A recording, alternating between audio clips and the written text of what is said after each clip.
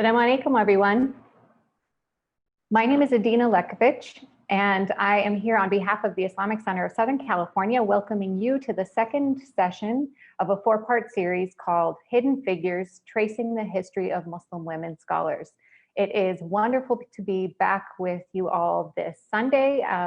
Hopefully many of you joined us last week when we kicked off the series with our guest, Dr. Gail Kennard, who shared a lot of wonderful insight about the wives of the Prophet, peace be upon him, as the earliest vision of scholars of Islam that we have, as one of their sacred duties was to learn and recite the verses of the Quran and to teach them to others. And today we continue the conversation. So I begin with Assalamu alaikum, in case I forgot to say it earlier. May peace be upon you. And I also begin with Bismillahir Rahmanir Rahim, in the name of God, most compassionate, most merciful. This is already the highlight of my week, and I'm excited to be back with you all, to be joined by our guest, Dr. Asma Sayeed. Today we will pick up where we left off. If you were not with us last week, don't worry. This is each of these sessions can serve as standalone bites, and overall they provide a fuller picture if taken together. But you are right where you were supposed to be if you were just joining us today for the first time. And if you want to catch up on what you missed, you can watch the video on the Islamic Center's Facebook page. The videos are going up right afterwards. That's the Facebook Live version of this. And you are all welcome to participate in the comments and to ask your questions start to end. This series is inspired by the ethos of the Islamic Center of Southern California, which is fostering a relationship with Islam and a relationship with our Creator that is highly personal, that is a conversation that is intimate, and that is empowered through religious literacy. That's not official language of the center, but that's what keeps me connected to the Islamic Center and the work that I do with the Islamic Center, and that's hopefully what this series will also reflect. I'm going to start with some of the same introductions I gave last time, just to bring people up to speed, but I'm going to talk for a shorter period of time today so we can spend more time with our guest. This series is for those of you who are thirsty for more history about Muslim women. And I'm really excited to share with you all that the thirst is growing. Last week, I reported to you we had about 150 people on the class registration list. And as of now, there's 230 people on the class registration list. And it's growing every day, and that's really exciting to see. And I also want to share with you that when I went back and looked at the comments from last week, and I asked those of you who are outside of Los Angeles to share with us where you're tuning in from, we had people join us from Australia and England and Canada, and within our own country, as far as Tennessee and New York. And that was just for the people who self-identified. So if you're in the chat now, I invite you to share where you are tuning in from, so that we get a sense of how far-reaching this little community of ours is becoming. And we welcome all of you. Let's see what else. I want to say again that this series is a space for spiritual seekers who mostly call ourselves Muslim. And it's a place for us to learn more about our history so that we can empower ourselves and empower the people around us, inside of our families and outside of them. And looking at the class registration list last night, I was curious to see how many of those registered are men versus women, just stereotypically off of the names that I read. And so, with that bias in mind, or that blind spot in mind, I'm proud of the 12% of the class registrants who are men who appear to be men by your names, who are with us. And I hope that we get more and more, especially on the official class list. I know plenty of other people will be tuning in other ways. If you would like to get reminders about this class, please do sign up on our, if you go to eventbrite.com and you put in Hidden Figures, Muslim Women Scholars, you'll find this event. Believe me, there's not any others going on that I know of. And then you'll be officially on the class list. And you'll also get joined to the Islamic Center of Southern California's newsletter in the process, which you can always opt out on. I want to also make that clear. And I point out that this 12% of men who are officially registered with us, because I want to underscore the core statistic that I shared last week about the place of women in the overall specter of history, meaning the stories that are told about people since the beginning of time. And according to historians, about 0.5% of recorded history tells women's stories. So we are operating in a landscape that that we are just part of, rather than being an exception to a landscape. And so the information that we seek here and the insights we seek here are to bring forward the little history that is available about Muslim women, especially in this regard, and to also be very comfortable in saying and questioning sources and thinking and asking hard questions about all of the issues that are brought up, and about being able to simultaneously hold our 2020 minds, and also the 7th century, and 7th century Arabia time and everything that has come between then and now, and the place of women throughout all of that history. So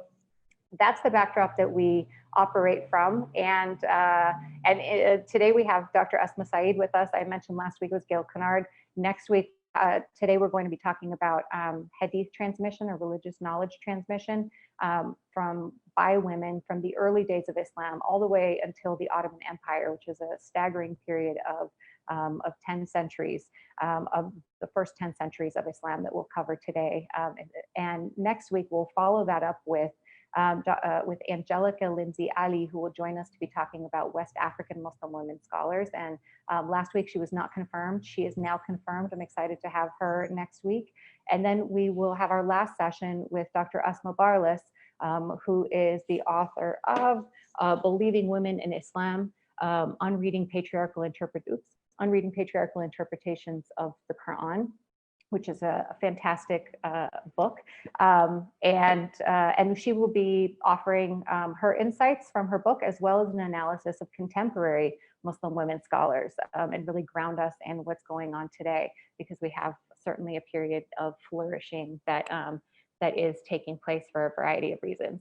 Lastly, I want to say that there may be a few changes along the way. In doing my research, I have realized that we have a gap in our understanding of Shia women scholars, and so I am looking into bringing in another voice somewhere in order to fill in the picture.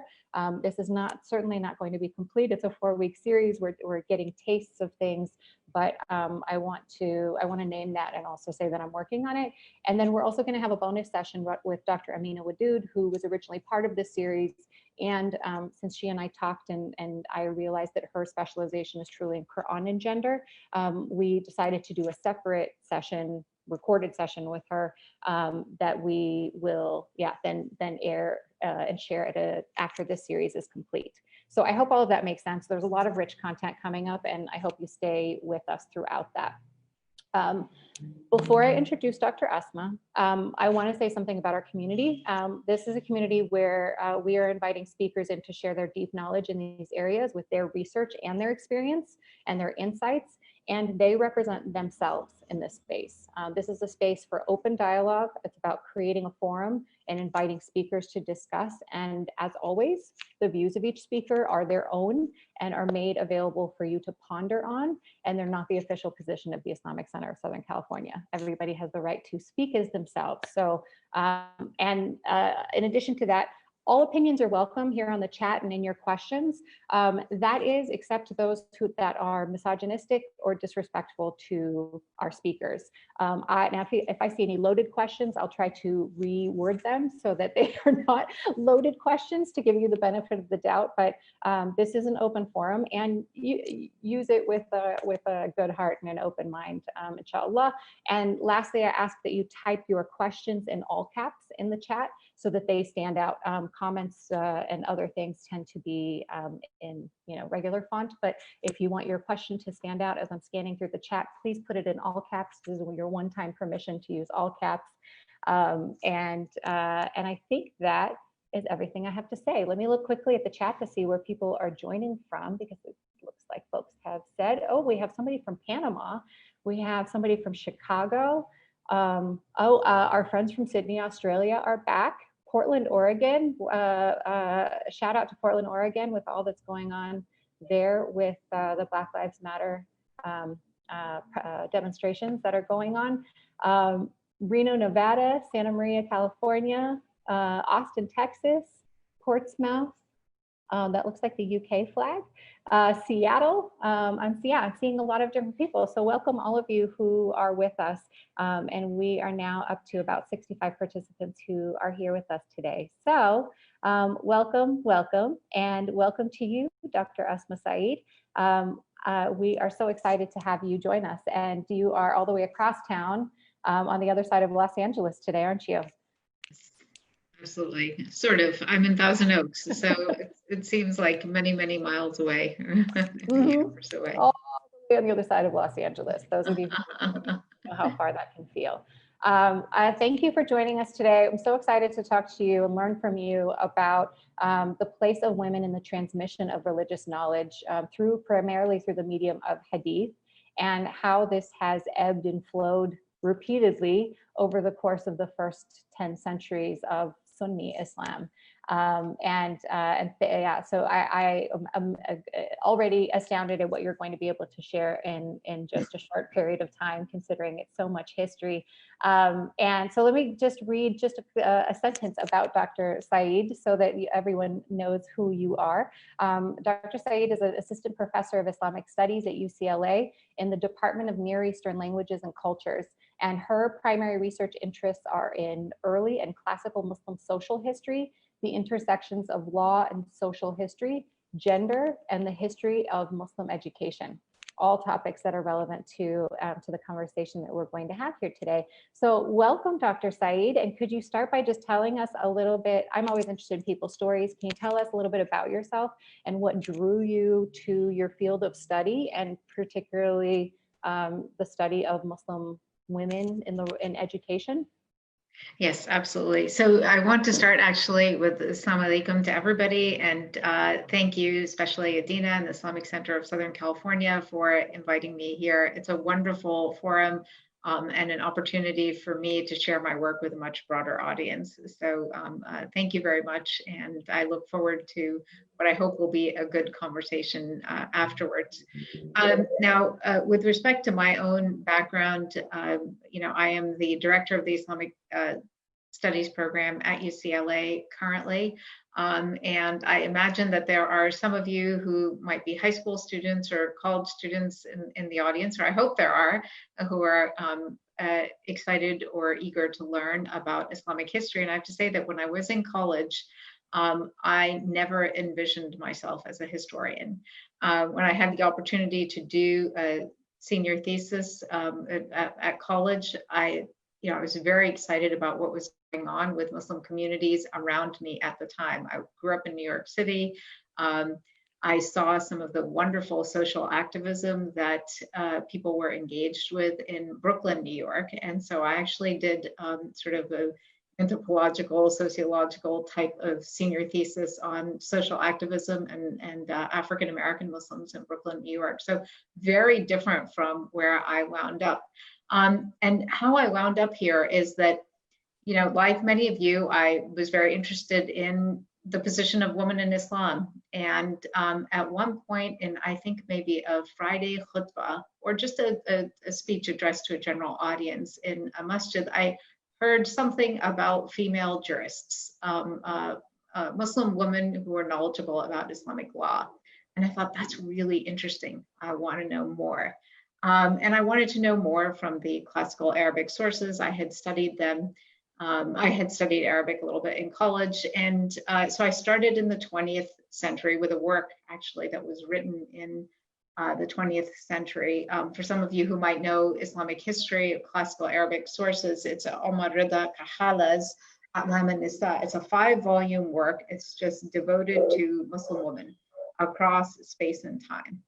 And I was really fascinated because in this 5-volume work, there were hundreds of women who were known for their knowledge of Islamic law. And I thought, this is great. I'm going to go study this. I'm going to, maybe do a master's, maybe do a PhD. And but the right way to do a PhD in Islamic history is to work backwards in time. So I started with this 20th century source, and I thought, I got to go to the earlier sources and see what's there. And what happened to the narrative was very interesting for me. As I went farther and farther back in time, what I noticed was that the women who in the 20th century were celebrated as jurists, as knowledgeable about Islamic law, that wasn't how the earlier sources described them, right? So there was something interesting, something unusual going on there. And the other thing I noticed was that the earlier sources were just full of Hadith transmitters, female Hadith transmitters. And I thought, I have never heard of female Hadith transmitters, and there are hundreds of them, thousands of them here. I want to study this. I want to know what this is. I want to know what they were doing. I want to know what their lives were like. And so, I mean, that's kind of how I got where I am, or where I was a few years ago with my research. I've actually moved on to other things now. But and that brings me to what I want to talk about today, which is tracing the history of these female Hadith transmitters in very, very broad brushstrokes, because as Adina mentioned, and I cover 10 centuries in my book, and I'm not going to get into that in any kind of detail here, but I'll start with very broad brushstrokes. You're welcome. I forgot to mention the book that I've consumed voraciously. Thank you. I actually have, that reminded me that I have a PowerPoint slide, and that's my first slide on the PowerPoint. So I wonder if I could just maybe share my screen. Sure. As you do that, I want to encourage people to, as Dr. Sayeed is speaking, if you have questions, to go ahead and put them in the chat box, preferably in all caps. And we'll come to the questions after she shares, which will be 20-25 minutes or so. And then we'll open it up to Q&A with all of you. I'll pepper in my own questions, and so that's the format that we have. So it's all yours. Great, thank you. And hopefully you can now see my screen with the cover of my book. All right, great. So anyhow, as I was saying, what I'd like to do is just spend the first few minutes sketching this very broad history, talking about some of the highlights, as it were, some of what I noticed in chronological patterns, and then I want to get sort of together examine a case study from Mamluk Syria, 15th, 16th century Syria. So last week, you all heard about the wives of the Prophet Muhammad and some of his female companions. And we all know that, in Muslim communities the world over throughout history, right, we consider the Prophet and his community to be exemplary, right? And we think, okay, if the wives of the Prophet, if the female companions were doing something, we can expect that women in subsequent generations would do the same thing, and that if it's a good thing, a beneficial thing, that they will continue, and that phenomenon will kind of grow and multiply. And that's actually not what we see happening. What our historical records show is something very, very different. So we know that the wife of the Prophet, peace and blessings be upon him, Aisha bint Abi Bakr, radiallahu anha, that she and other female companions and a few successors were really they were very active in the domain of Hadith transmission and what we call religious. But if you look at the decades after them, right? I mean, you'll see, sorry, just to step back, the female companions are regularly referenced as sources of knowledge with respect to Hadith. And there are 112 of them who contribute to the Hadith corpus, the Sunni Hadith corpus. But in the generations afterwards, starting sort of around the time of the successors and for about a century and a half afterwards, there's an incredibly sharp drop in the numbers of women who are considered trustworthy Hadith transmitters. So in the 9th century, for example, women just completely disappear from the record altogether. I mean, it's very hard to find women who are transmitting Hadith in the 9th century. And in my book, I examine in much more detail the reasons for this striking chronology, the reasons women drop out of the record altogether. But just to summarize here, what's happening in the 8th and 9th century is what I call the professionalization of different spheres of religious learning. So there are new standards that are being introduced, basically new hurdles that people have to cross or jump over to be considered religious scholars in these domains, like tafsir or law or hadith or theology. So when we're talking about hadith transmission, the best scholars are the ones who demonstrate what we can call legal acumen. That is, they understand what a text means, a hadith text means with respect to its grammar, the morphology of the Arabic language with respect to the application of the hadith. They're also the ones who could say, I learned this hadith directly from the scholar who's teaching it, or the best scholar, or somebody who's a reliable authority. And keep in mind, again, when we're talking about the 9th century, we're talking about a time when obviously there's no remote learning capacity, right? And the best scholars are the ones who take really long, rigorous journeys. Often these journeys are, you take it by yourself. You don't have a company with you. It's not in a group. And they took these long, solitary journeys to collect hadith. These journeys are sometimes known as the Rihla fi Talab al-Hadith. And these journeys went on all over the Muslim world and across time as well. So women could not compete in this environment. The hurdles were a bit too high for them to continue the pace of activity that they had managed to establish during the era of the companions and the early successors. Now, what's interesting for me as I looked at this historical record is I thought, okay, well, that's it. They disappear in the 9th century and they're gone. We should not expect their participation in later centuries. And that's just not the case. The decline in the participation of women is not permanent. In the 10th century, there's this extraordinary reemergence of women in this domain.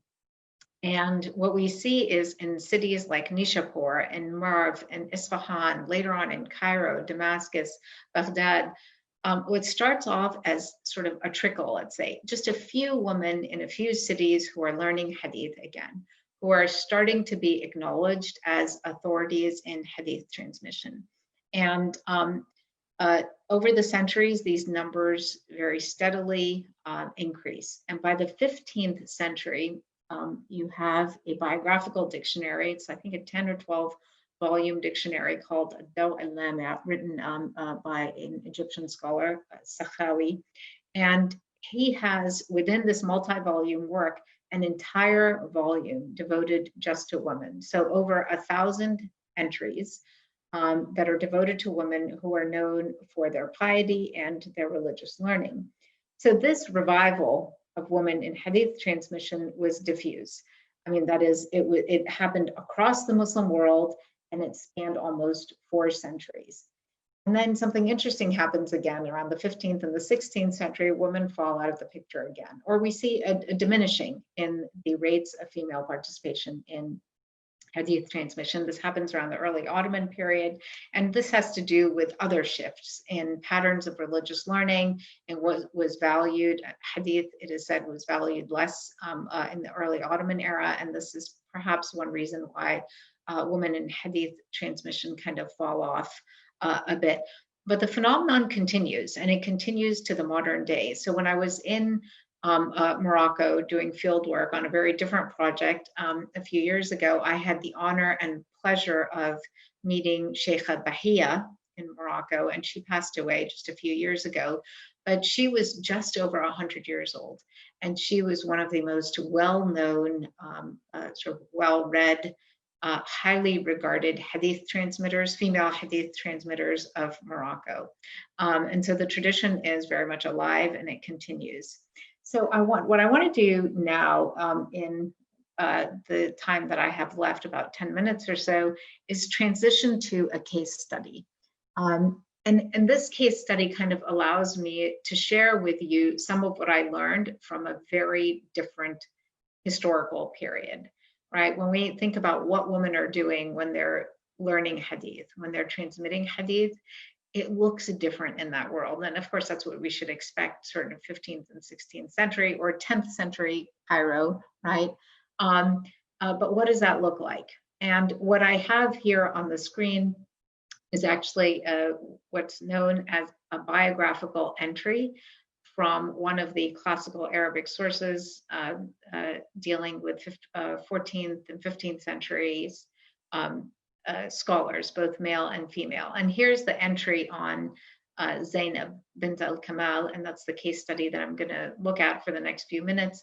And I want to just give you a few minutes to kind of look at this entry and see if you can make any sense of it. And it's a great exercise to do because it gives you a window into the kinds of sources that historians have to deal with when they are piecing together this very fragmentary history of Muslim women. So I'll let you read it, and then I will talk a little bit about her life and why it's significant and kind of place it within the broader context of her time period. So please go ahead and read it, and I will get a sip of water while you're doing that.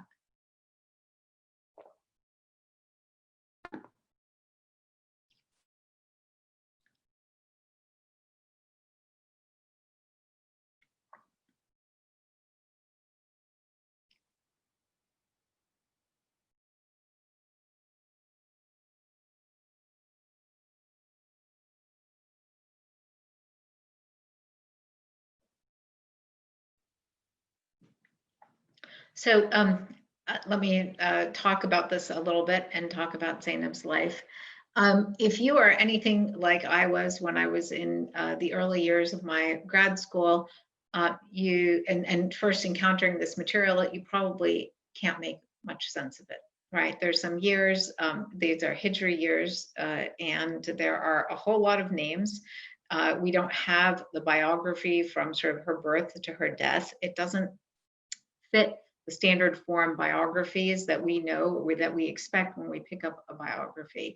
And so I came across hundreds of these.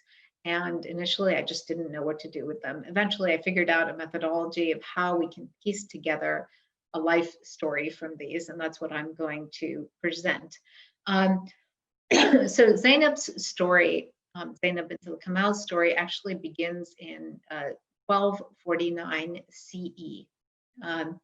And it begins in, at least for our purposes, or for my purposes, in the city of Damascus when she was a one-year-old girl. And when she was that young, she was brought into the presence of a very famous teacher of Hadith. And that teacher's name was An-Nishtibri.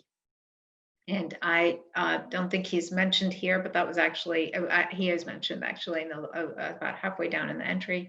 And at the time of this encounter, that is when she was brought as a one-year-old girl, An-Nishtibri, it said, was 107 years old, right? So a one-year-old girl, before she can probably speak, read, or write, being brought into the presence of this very elderly sheikh. And what we think happened at that meeting, or what I think happened at that meeting on the basis of my sources, is that this the father of this young girl asked the elderly Sheikh Nishtibri to authorize this child to transmit all of the sayings that he knew of Prophet Muhammad, that he had learned in his entire life, to authorize Zainab to learn them and to be an authoritative teacher of these hadith later in her life. Now, of course, to us, this encounter seems very strange. All right, we say, how can a one-year-old, again, obviously before she's speaking, before she's reading and writing, receive authority to transmit all of the knowledge of a 107-year-old sheikh? But what became very clear to me, and what's so interesting about this, is that these kinds of encounters were commonplace across the classical Muslim world. They were about as ordinary as the act of enrolling a child in preschool. That's a very, very commonplace thing that we do today. It's very ordinary. And eventually, Zainab would grow to become one of the most respected Hadith transmitters of her time. And, as I said, I want to spend a little bit of time with her career and talking about it. But one of the reasons that I've chosen her case amongst the thousands that I could choose is certainly because it's intriguing, but also because it represents the journey of numerous Muslim women from the 13th to the 15th century. So it is typical, and that's what makes it so interesting. And when I say typical, I mean, I'm showing here a map of, this is from Muhammad Akram Nadwi's book, Muhaddithat, which is another wonderful book on female Hadith transmission. But you see here that there are a lot of dots marking the urban centers across the Muslim world, and each one of these was a center for women's Hadith learning during these centuries. And so you can see that this practice existed from Al-Andalus all the way in the west to South Asia, to Delhi, Lahore, in the east. So it is a prevalent phenomenon. And again, it's something that it's a phenomenon that we see spanning a few centuries. So Zainab's story is useful because it allows us a window onto the world of hundreds or thousands of women in centuries past. Now, Zainab lived from around 1248 to 1339. And one of the reasons that historians, that is Muslim historians, the Arab chroniclers, are interested in her is because she compiled so many certificates of Hadith transmission. There's one biographer, the same one whose biography I translated and had up on the slide. He said that at the time of her death, she possessed a whole entire camel load of ijazas. These ijazas are certificates that list the works that she transmitted and who gave her the authority to transmit those works. So that is a whole lot of ijazas. Now, aside from these kinds of anecdotes that we see, that she had a camel load of ijazas, or that she was brought into the presence of this person or that person when she was very young, as I said earlier, the biographical sources don't give us a complete sketch of her life. So I've had to piece this biography together from a number of sources. And one of the things that we know is that she lived during an era that's known as the Mamluk period in Islamic history, and that stands around the mid-13th century to the 16th century, or in the areas of Egypt and Egypt and Syria. And I think I have a map of this, of the Mamluk Empire and the area that it spanned from the 13th to the early 16th century. And the Mamluks themselves, they were a Turkish dynasty, but they were known for promoting an ideology that we now call Sunni traditionalism. And Hadith transmission was an incredibly important part of this ideology and part of the educational system that they promoted. And it was considered, as it is now, one of the best ways that we show respect for the Prophet, right? We learn his Hadith and we try to be close to the Prophet by learning the Hadith through isnads that are sound and that are ideally not too long. And that's something that we may not be familiar with here in the 21st century, but that was very much a concern for 14th, 15th century and earlier for Muslims in those times. That when they define isnad? Isnad, that's right. So I'm sorry, did you ask me to define it? Yes, please. Okay, yeah. Thank you for catching that. So an isnad is actually the chain of transmission that's connected to the text of every hadith, right? So generally an isnad will take you from the time of the Prophet Muhammad or one of his companions all the way up to perhaps the compiler of a work, right? So, and it basically documents all of the people who transmitted that hadith or that text. So when in Zainab's time, one of the social values was that you wanted to collect hadith with strong isnads, right, with reliable transmitters and short isnads, right? You didn't want too many people in the chain between yourself and Prophet Muhammad. And that's a very particular social feature of hadith learning in the time, and I don't want to get into it too much here, but maybe we can come back to it in the Q&A. So, I mean, the reason that I bring all of this up is that it's important to understand this broader context of the promotion of hadith learning during the Mamluk period. So the Mamluks really reinforced and disseminated what, again, I refer to as traditionalist Islam throughout all of the lands that they controlled in Egypt and Syria. They endowed schools, some of the most beautiful schools, like architecturally speaking, in Syria and Damascus, that exist today, even today, were built and endowed by the Mamluks. They did the same for mosques. They paid for stipends for teachers and students, all of whom would ultimately promote this ideology. And this background is really relevant to understanding women's education, because even though women themselves may not have taught in those schools or may not have attended those schools as students. In fact, we don't have too many records of women who taught in those schools or attended them as students.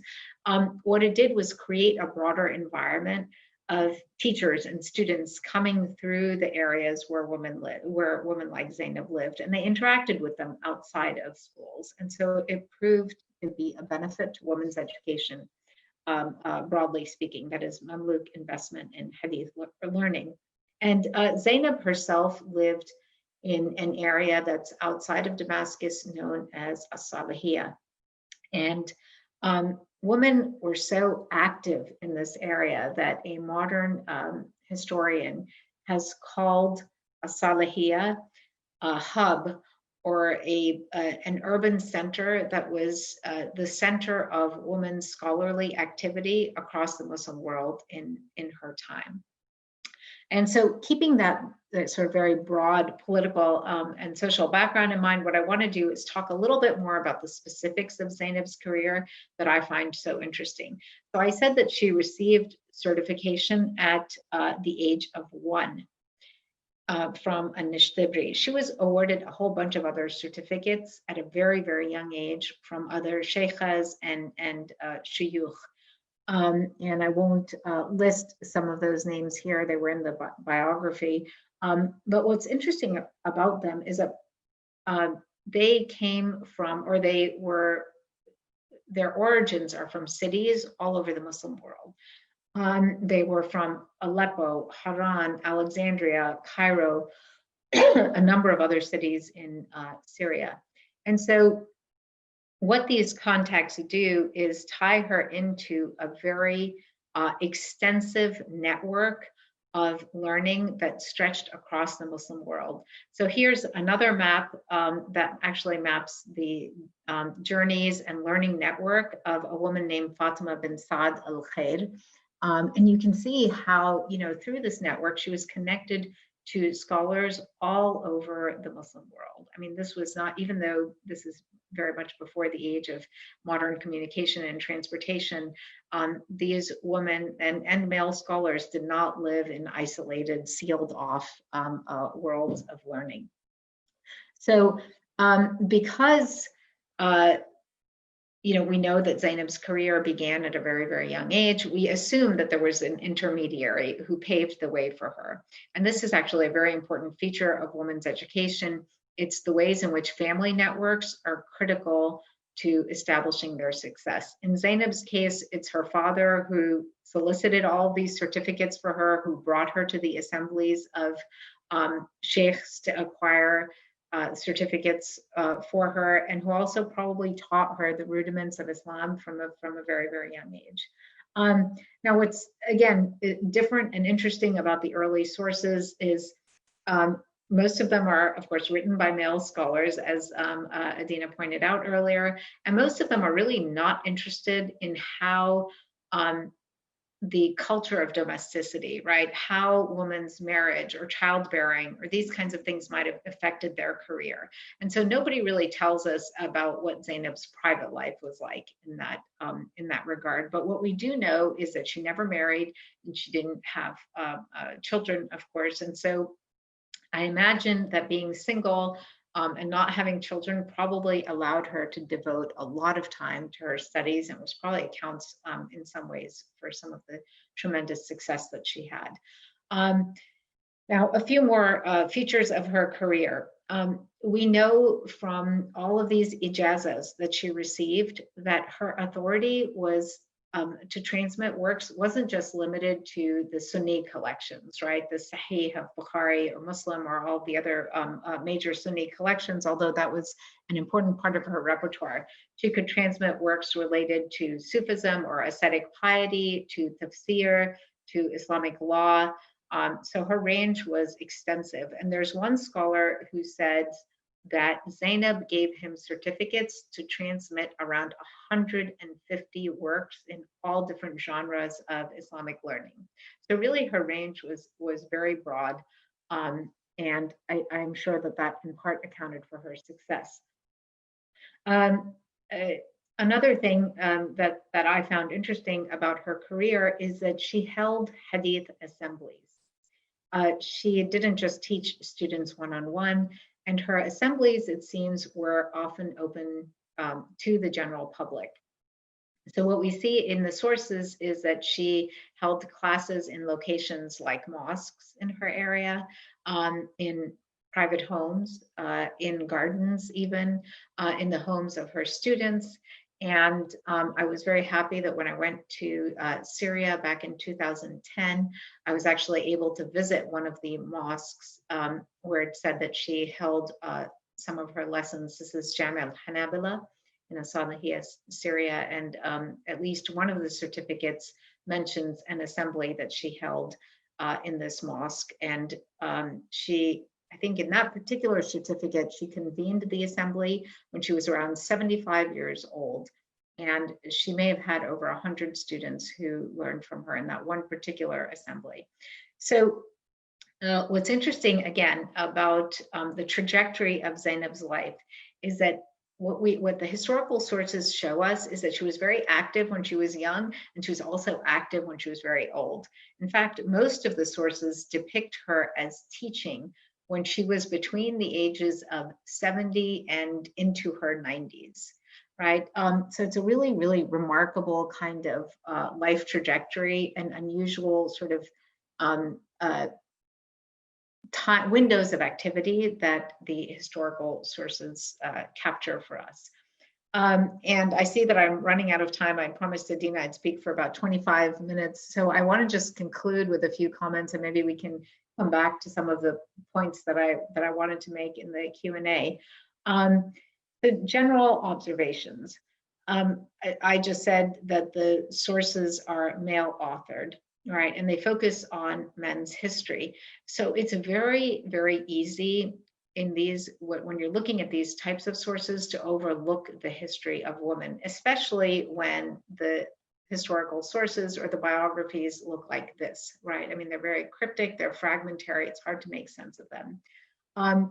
But what they show when you sit with them patiently and you try to piece them together is that women were indeed incredibly active, and they participated publicly.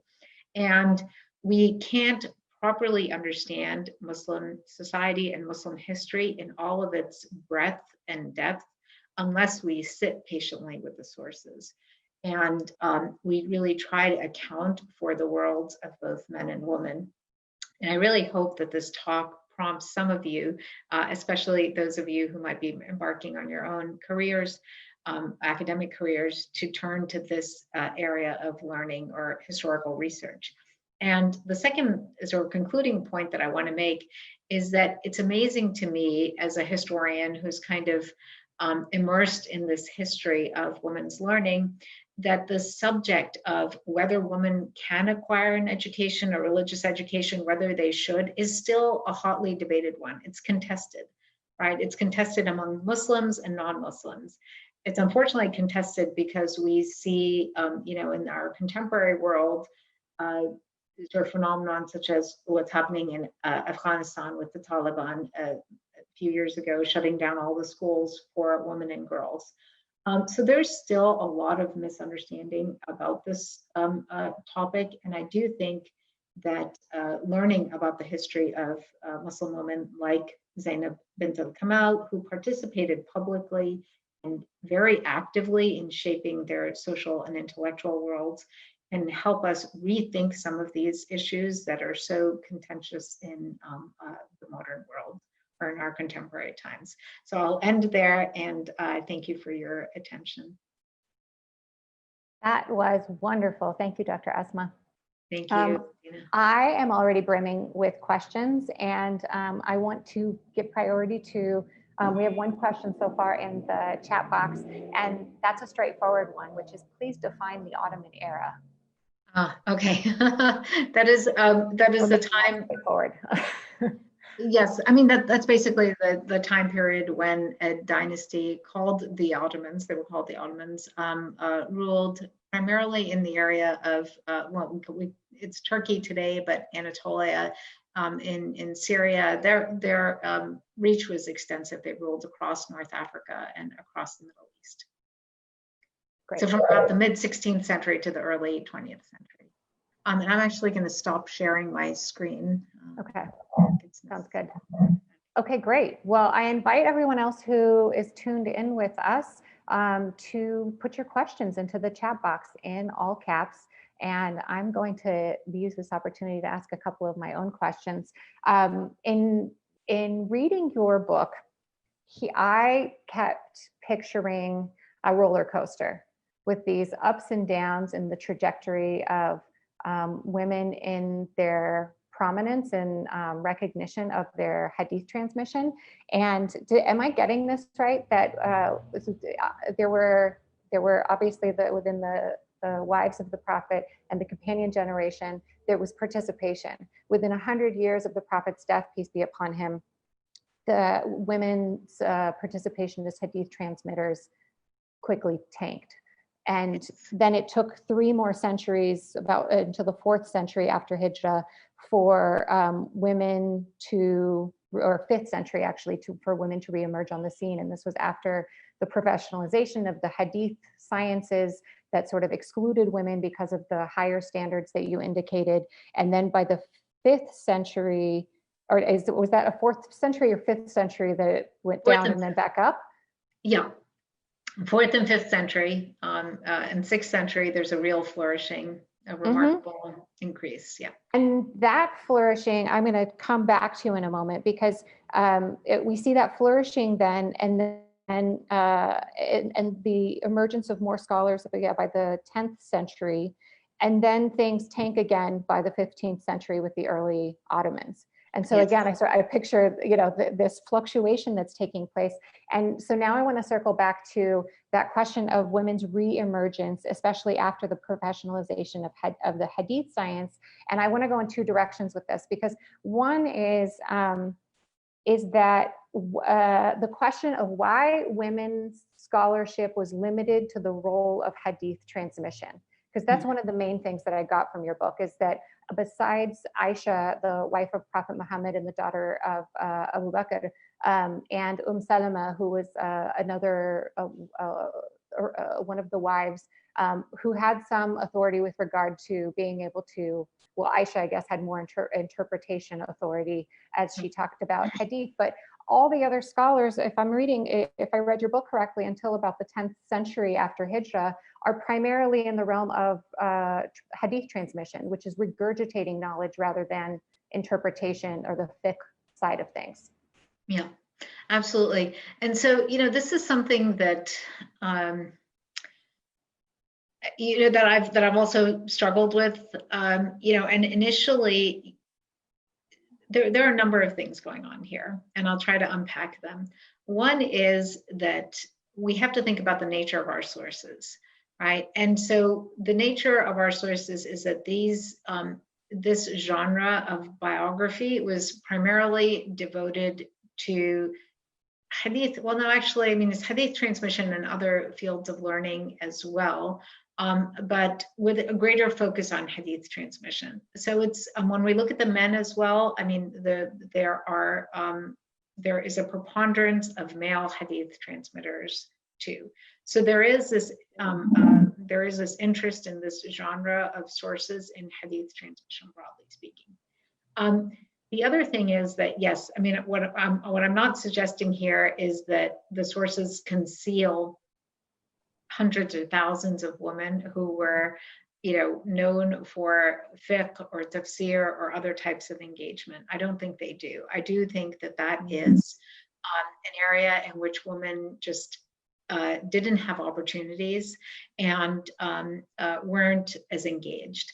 And I don't think that it's because women were prevented from some like sort of misogynistic place or an anti-woman place in participating. I really do think it has to do with the fact that women just didn't have opportunities to have exposure to that type of education or to be inculcated into those educational tracks. Hadith lent itself to the life cycles, the cycles of domesticity that women experienced and continue to experience today. It was a field in which women sort of could participate because of the types of skills that it required. It allowed women the space to kind of memorize works and then reproduce them, right? And so the part that I struggle with is that, I mean, I hear you when you say, okay, it's not fiqh and it's not tafsir, right? And so, and what you're not saying, but what I think the subtext is there, and correct me if I'm wrong, is that somehow it may be less, right? Or is there, I mean, to your point, is it a matter of erasure, right? Who's telling the story? So women were valued as Hadith transmitters, so their value was centered, right? Yes. And as you indicate, there women may have participated in other areas, and that's maybe one of my the additional blind spots. But wasn't it Hadith transmission that classified them as scholars throughout the centuries in traditional Sunni Islam? I mean, that's one of the core arguments I'm getting from your book, is that it was Hadith transmission that made them qualify as scholars, like the other types of activity that they did with regard to religion, right? That didn't qualify them as scholars per se. It perhaps qualified them instead as teachers or preachers. Oh no. So there are some women, far fewer in number, who were known for their knowledge of fiqh, right? Who are known as faqihas. Some women who are known for engaging with the Quran. So, but that also qualified them as authorities. What I think is really tricky about this is the ways in which we understand those cultures and let them speak for their time. So in our culture, right, what's interesting, what's fascinating, and what's a mark of authority is that you engage with a text and you write your own book, right? If I were just to be proficient in memorizing and reproducing the works of others, that is orally, that doesn't count for as much in our culture. And so I guess what I'm trying to do as a historian, as an academic who's sort of passionate about understanding cultures for their own times, is say, let's see what these women's authority represented in their own time, right? They were valuable, they were valued, they were respected. And that, I think, counts for quite a lot. It sure does. Yeah, thank you for that.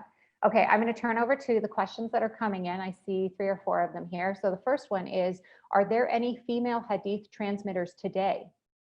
Yes, there are. And I mentioned one in my, in the initial comments that I made, Sheikha Bahia in Morocco. She passed away recently, but again, her life is very much in the mold of these earlier female Hadith transmitters, in which she is known for memorizing works, having great chains of isnads, great chains of transmission, and faithfully memorizing the works. There's also there's a different phenomenon nowadays, which is not just Hadith transmission, but women engaging with Hadith scholarship, right? So, looking at whether, for example, all the Hadith that have to do with women. What are those Hadith? What kinds of pictures do they portray? Are they Hadith that support women's accomplishments? Are they Hadith that somehow limit what women?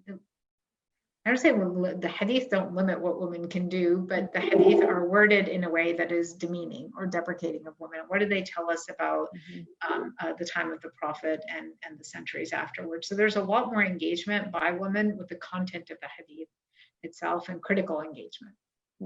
Thank you. Okay, next question comes from last week's guest, Gil Kennard, who says, would women have had access to education in the Mamluk times you discussed? Yes. So access to religious education, I'm assuming, is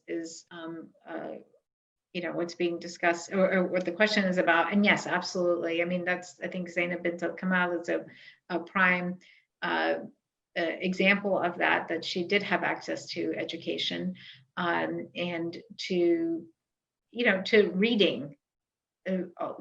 Different genres. So whether that's history, biography, Sufism, law, I mean, she knew works in all of those genres. And so they did have access. The question is how much access? I mean, how many women actually had that access, and to what extent you had to have a family network that opened the doors for you. And we don't know. I mean, literacy was not widespread in that time period among men and women, and both men and women needed family networks to introduce them to other scholars and to education.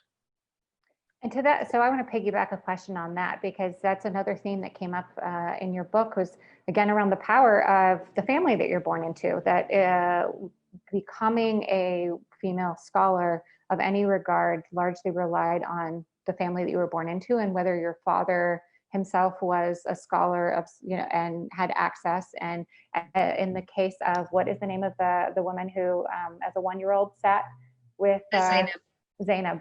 Yes. And so being able to have that kind of access, that it struck me as one of the paradoxes that it was the professionalization of the Hadith sciences in the within the first few centuries of Islam that first kind of excluded women from having access to this parameter. But then later on, now we're in the 5th century after Hijrah, where the professionalization of the ulama class, which is the class of scholars, produced this importance of ulama families, right? That there was this question of lineage of the scholars that you came from, and also the scholars that you produced. And so I forget it may also be Zainab, but I forget the name of the scholar who it's said that she produced scholars for 7 generations beyond. Yes, beyond. Fatima. Thank you. The daughter of Bint Ali. And so again, one of these paradoxes is that that the professionalization again first excludes women, and then later being able to have this other kind of professionalization of ulama meant that having women scholars within your family of scholars improved your lot as an ulama family and your usefulness to whoever the power, the regime was, essentially, or the dynasties that were in charge. And so all of these things played a role. And so to me, I think again about how women always played a useful role, right? And they were uplifted or pulled back or retracted or expanded depending on their usefulness within the societal context. And that continues to be the case. I'm not sharing, something too eye-opening, but it is, as is true throughout history, perhaps the fate of women scholars follows, the whatever is going on in society at that time, and that women needed to be part of a family chain in order to have a chance at becoming a scholar, because as you said, they weren't part of the madrasa system, and that's something that struck me about a lot of these women, was that they they learned outside of the madrasa system, and that they spent their, you might say, their childbearing years. So while they were exalted as children gaining hadith, and they were also exalted as teachers in their postmenopausal years, from my reading of your book, it seems that they were maybe not absent, but that's what occurred to me in reading it, is absent during their, what you might consider their childbearing years. So I don't know that there's a question necessarily embedded there, but I see a lot about the family connections and about age and about the kind of women that that were, you know, that were valued and had opportunities for scholarship. Yeah, absolutely. I mean, no, you know, I have to say that I am so happy, you know, that you got that point from my book, that professionalization, for example, works in different ways, right? It worked in different ways in the early periods, and then it works in different ways from like the 6th century onwards. And that's, I mean, for me, it was a key point of my book, but I wasn't really sure if anybody could get that, because I do know that it's dense and historical. So thank you. That was very reaffirming for me that you got that. And the reason for that is that what I really try to do is discourage all of us, right, from facile, like simplistic readings of history and of our time period too. And we see a social or economic factor, and we should be careful from reading it in a particular way across history. Like, we shouldn't think, okay, professionalization necessarily excludes women from, you know, X, Y, and Z spheres of accomplishments. It does at one point for hadith, but then later, that is precisely the reason why the doors are open for women in very interesting ways. So, you know, I really would encourage us to be sensitive to those things, not just in history, but in our own times, right? I mean, how is it that, setting aside feminism, setting aside women's empowerment and all of those things, how is it that the socioeconomic factors of our time, how are they promoting certain types of changes in our society that perhaps subconsciously or unintentionally are either benefiting women or harming them? Now, case in point, right? I mean, something that is so interesting for me. So when we, one of the courses I teach at UCLA is on Islam in America. And I'm really fascinated by the Nation of Islam and you know, African American Islam in urban centers. And I mean, one of the things that I've noticed is that, you know, with the rise of the Nation of Islam, there are, you know, there are different types of critiques or engagements with it when it comes to the place of woman within that group. And some people say, okay, the Nation of Islam like introduced this very patriarchal, a highly structured family structure in which, you know, patriarchy was considered the norm, it was valued, and you know, it gave women a very constricted role. But the other thing that you see with the Nation of Islam is that it gave women a lot of leadership opportunities. I mean, we see this in Southern California as well, with the number of women in the Nation of Islam and African American mosques who are given positions of leadership in different ways, and in ways that are remarkably different, I think, than what we see in some, you know, immigrant communities as well. So I want us to be really careful about how we read these socioeconomic factors and not think of them as unitary, and be able to examine them in very micro community circumstances, whether we're talking about early Islamic history or the present. And if I could just make one other point, Dina, to your point about how women were excluded or included in different times. Again, I would like us to be cautious about just seeing women as kind of puppets who are moved around depending on, you know, whether something is being professionalized or not, or what's happening with the ulama classes. What I got a sense of in reading all of these biographies, even though the women themselves are not speaking here, is a sense of spiritual fulfillment. Mm-hmm. Yeah, there's no doubt for me, after reading, you know, thousands of these biographies, that this was an avenue for spiritual fulfillment for these women. They were respected and they gained something from their participation here. And I don't ever want to lose sight of that as well. Thank you for that. and I definitely need to be challenged. I remind myself first. So that's very helpful.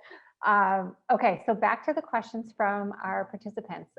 One person here asks, please, this is a big one. Please share with us the most important lesson to be learned from your research, aside that women were involved and an integral part of Hadith transmission. In other words, did their involvement have a profound impact on their societies that is different from current times?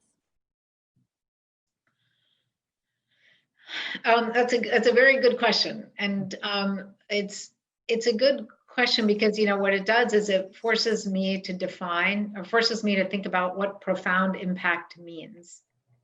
And okay, so I would say yes, in the sense that they modeled a type of spirituality and behavior for both that was considered valuable for both men and women, right? And they modeled an avenue towards, as I was just saying, spiritual fulfillment, in which they were participants. They were clearly out in the public domain modeling this behavior, and they were important in preserving the legacy of the Prophet and preserving historical sources well after the time of the Prophet. Now, I think sometimes in our societies, we equate profound impact with radical change. And I wouldn't say that that's true of these women, right? These were not women who are looking to subvert the dominant order. They weren't looking in some of the ways that we do to question the bases and the sources of authority and say this is totally wrong. They acquired their authority by upholding the power structures that existed, at least as far as religious education is concerned. So, but profound impact, I think, yes, because they continue to model behavior for women's participation. But no, according to some of the other things that we have on our checklist today. Got it. Okay. Next question is, in your opinion, do you think that the Muslim women scholars have been marginalized in the history of Islam? In raw numbers, yes. I mean, if we look at it, there's no denying that if the historical sources are an actual reflection of what was happening on the ground, and there's such a few percentage of them that actually make it to those sources. There's no doubt that there's marginalization existing across Islamic history all the way up to the present. I mean, we're not, we haven't conquered those battles by any means. And I don't want to sort of divert attention from the issue of marginalization, but I do think that it's important to also think about, okay, yes, they were marginalized, but what were the reasons that they were marginalized? And the reasons are primarily ones having to do with intellectual history and social history and economic history or material history. They're not theological reasons. They're not doctrinal reasons. So I did not come across any source, in my readings, it says women were prohibited, women should never do this, because it's not, it's against their nature as women, right? Or it's something that Islam doesn't allow, for a woman to have literacy in terms of religious education. So that, to me, it was also important. So understanding the reasons for that marginalization, not minimizing them, but then if we really want to take many steps forward in our day and age, understanding those and then saying, how can we deal with those? Excellent. Okay. This person says, this is more of a comment I'd love to hear you expound upon. I understand from the language of the first text you presented that Zainab did a great deal of listening to both teachers and students. To me, that speaks to the mark of an effective educator in Islam or otherwise. Yes, although, the listening, again, it's a different world. Right. And so that we're talking about when we're talking about her lifetime, 13th, 14th century.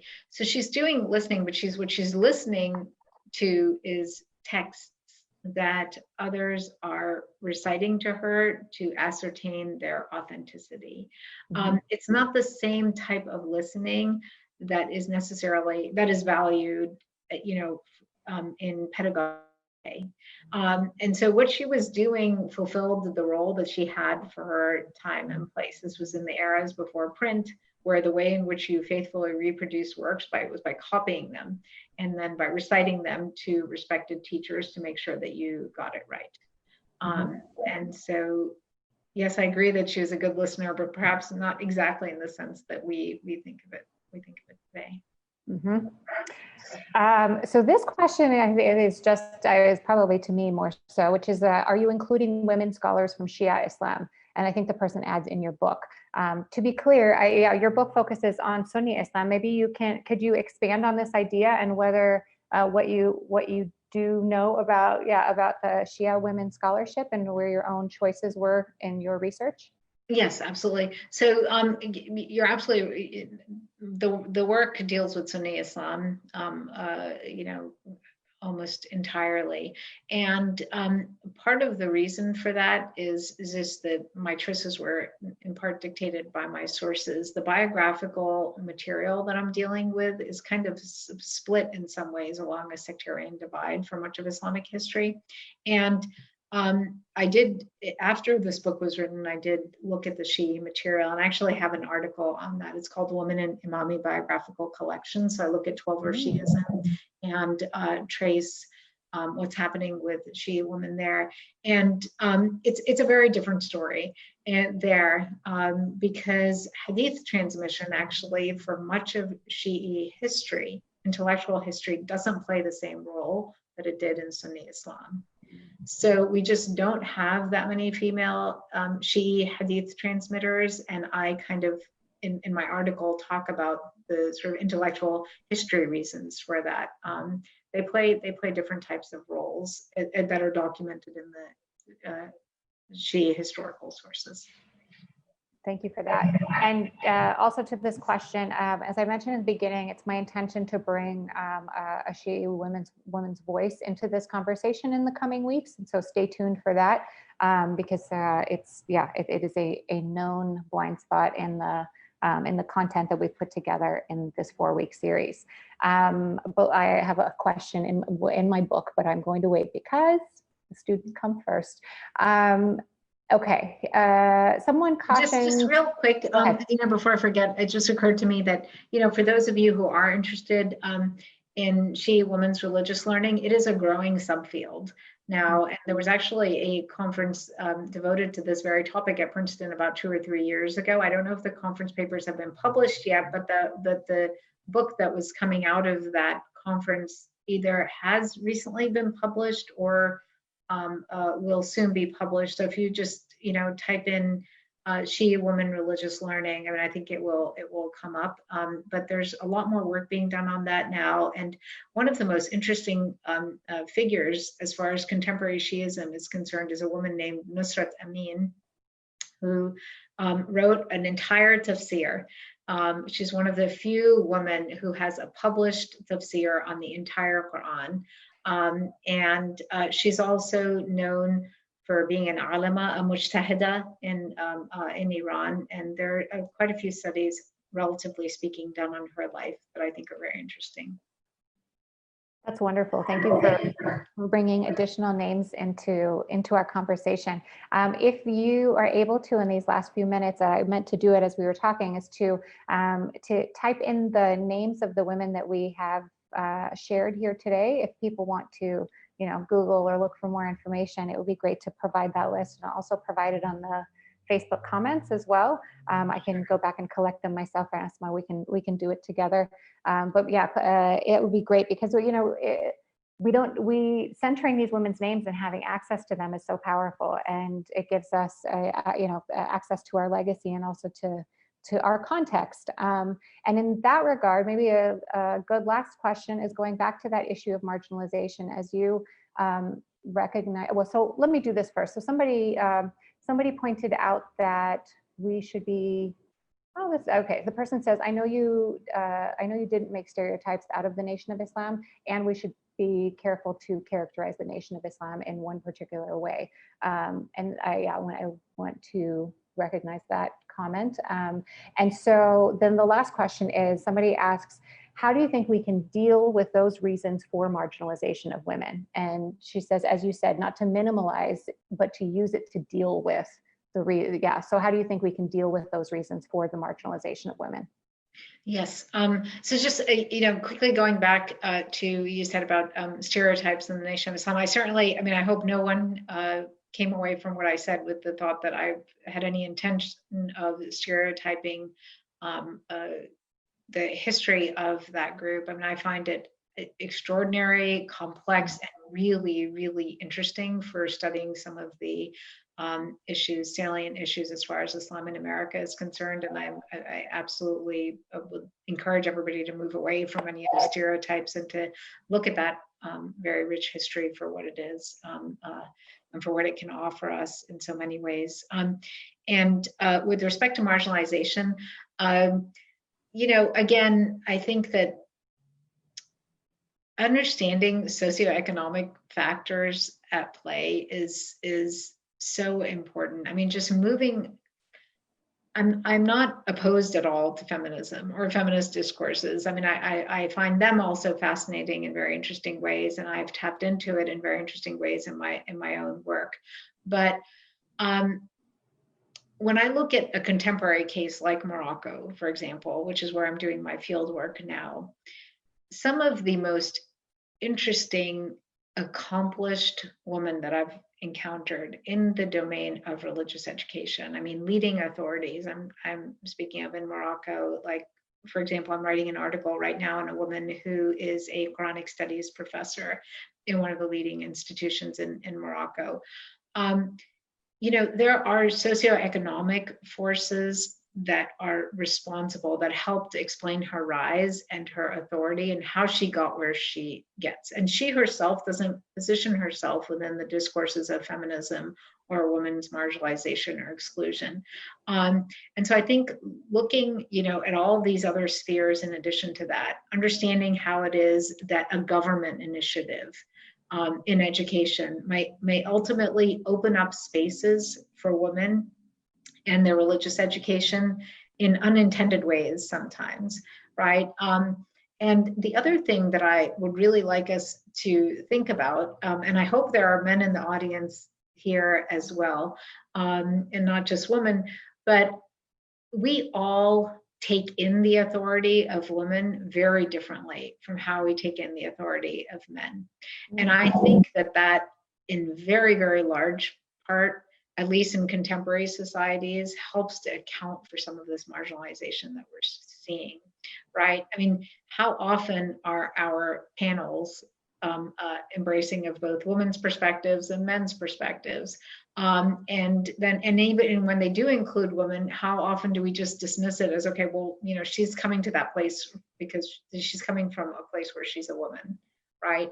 And how do we conceive of their authority in very different ways? I mean, I honestly get that so much as a female professor of Islamic studies, where I think people would like to peg me a certain way because I'm a woman and because I'm, South Asian and I'm teaching Islam in particular ways. And I would say just set all of that aside and try to understand what people are saying for the substance of their words rather than whether they're coming to it as a South Asian or a woman or a man. And I think that will help to confront, for us to confront some of these problems in more head-on ways.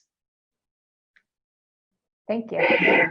Well, that gives us a great place to pause our conversation because we're almost out of time.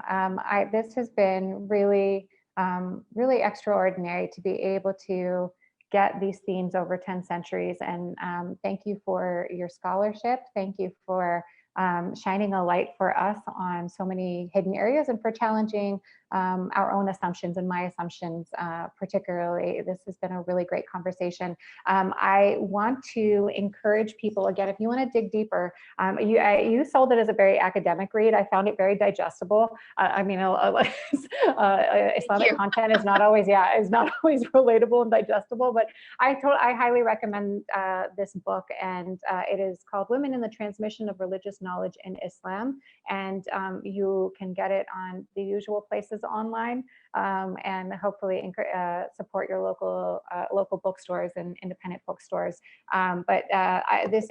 It's just 200 pages. And the access to more and more names is a good place for us to end, and knowing the names of these women scholars, so that we add to the history and to the storytelling around this aspect of the legacies that we have inherited as Muslim women and as Muslim men.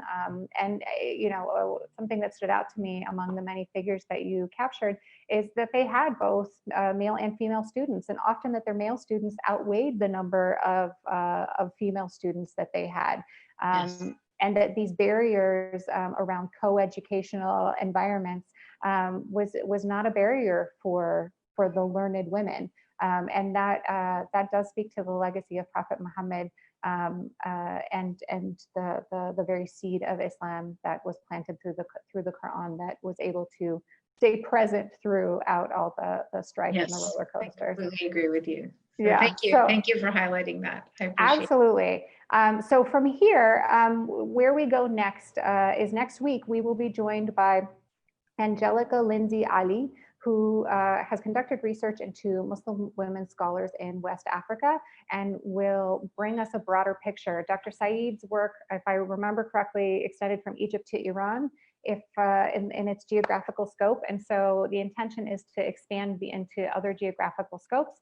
And again, we will do what we can with the time that we have available. I'm really enjoying this so much so far. And I want to thank everybody for joining us.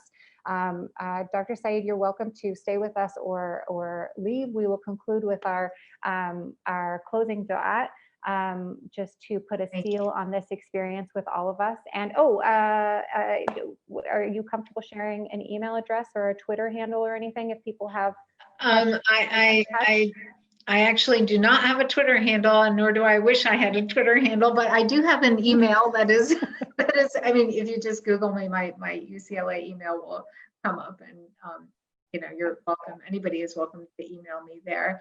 And I will stay on, but I will turn off my video for the dua and do my dua in private. So I just wanted to thank everyone again for being a part of this. It's, as I said, really gratifying for me to be able to share my research with a broader audience. So thank you, and thank you again, Adina, for having me on this. Thank you.